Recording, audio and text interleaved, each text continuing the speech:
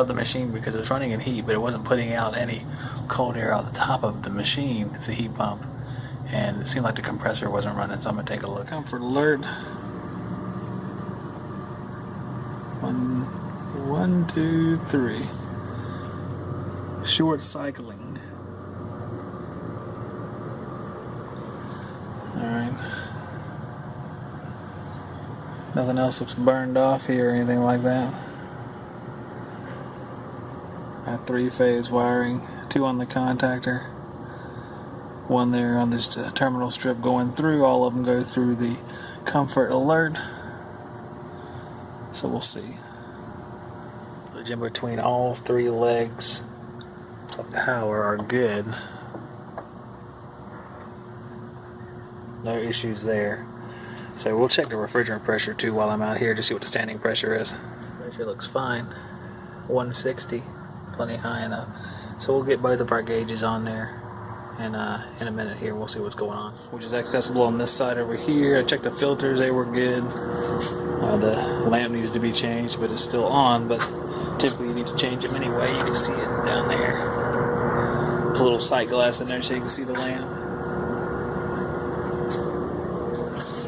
System's about to start. I'm gonna see what's going on, see if we're going off on high head pressure or what. Not quite sure. Gotta go put my suction gauge on there and then I'll wait and see what happens. The carrier unit's running actually pretty well, so there's no real clue unless it's just a little bit of short cycling because the load was so low inside when it was running. It just didn't run very long. I'm gonna check out this train too here. We have the S-Man 460 ready to go. I'm gonna take this panel off, hook it up, and restart this one. Start the unit up.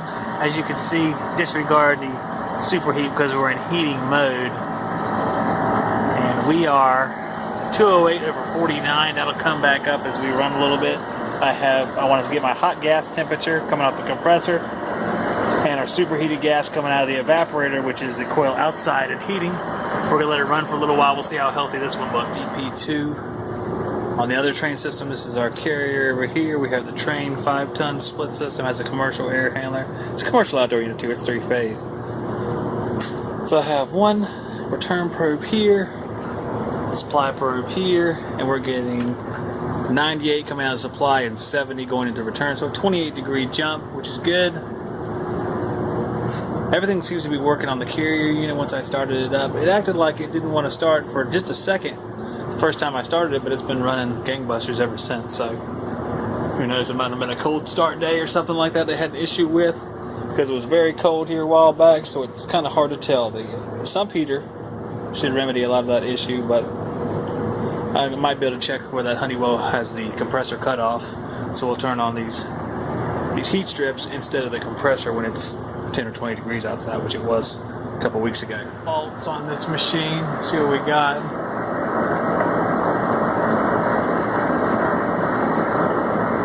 Phase loss. Phase loss. Interesting. So the controller really helps. The last compressor died, so this controller might actually prevent this new one from doing the same thing, especially if they have some sort of electrical issue here. We're running at 54 on the low side, 233 on the high side. It's about right for a nice cool morning like this morning. It has our target superheat inside, but we don't really need that right now because we're in heating. So I'll let it run for a few more minutes. Interesting. See all the faults on the machine. Clear the faults out. Let it roll. 244 volts average on the phases. It's set up to drop out if there's loss of phase or an unbalance between the phases. Control does a good job. Guys, I'm in the sanctuary now, going to the front.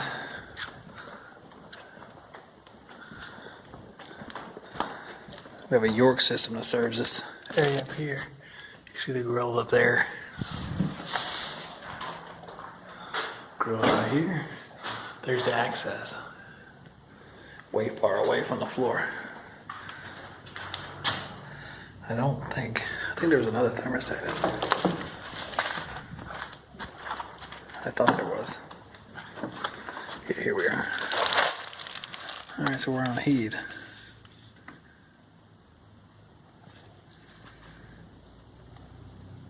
Let's see what happens with the York now, who's had, looks like it's a modular air handler. Coil's been replaced at some point.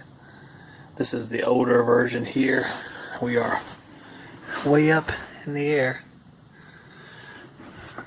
A couple of returns sort of falling apart there in the back. Looks like they blocked the sun so it wouldn't damage those flexes. Been around for a while. We're going to return up front 16. It's like another one that's a 12 or 14 right there. Just a few runouts here on this system. Looks like we got some 8-inch flex here. Hopefully there's more than that. Actually, yeah. I don't know. We'll see. There's only 4 or 5. That's not really a whole lot. So let's open her up and see if she got power and what's going on. We got power going into the unit. We do. So we have power going. Transformer. And we do. Let's see if we have power going to the secondary side of the transformer.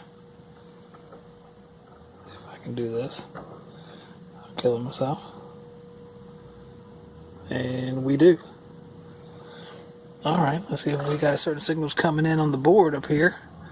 We have a whole bunch of wiring going everywhere.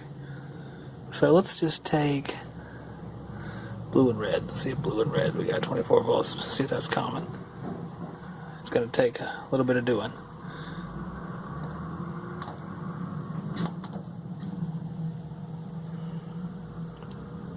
Yep. Blue and red, we have 24 volts. So let's see if yellow and blue, we have 24 volts. Nope. Let's see if green and blue.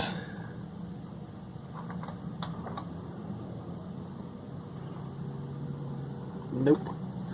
So let's jump them out and see if they work.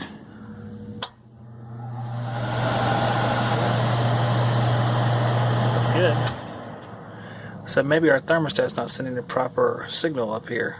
Let's check some of this wiring down here to make sure we're not losing the signal here. Thermostat, and I'm wondering myself that perhaps, even though it's not labeled, is this an emergency off switch?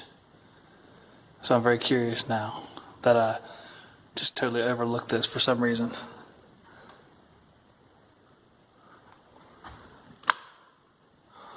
Doesn't turn any lights on. I wonder. Someone just hit the switch for some reason. We're gonna see. There's, and I flipped that switch on. That could possibly be the emergency off switch. I did find where the 3 wires went. One of them's a thermostat, one of them's the outdoor unit, and one of them is a duct heater on the other side. So it doesn't have just strip heat. It has a duct heater too, but that duct heater is actually shut off. So here's the moment of truth.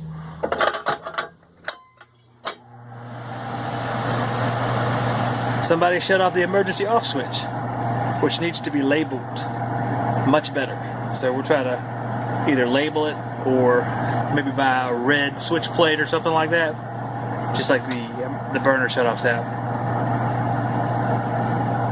Alright, well, let me take a few electrical measurements and make sure everything looks good right here. I'm going to seal it back up. We'll go outside and check her out. Guys, check her to make sure.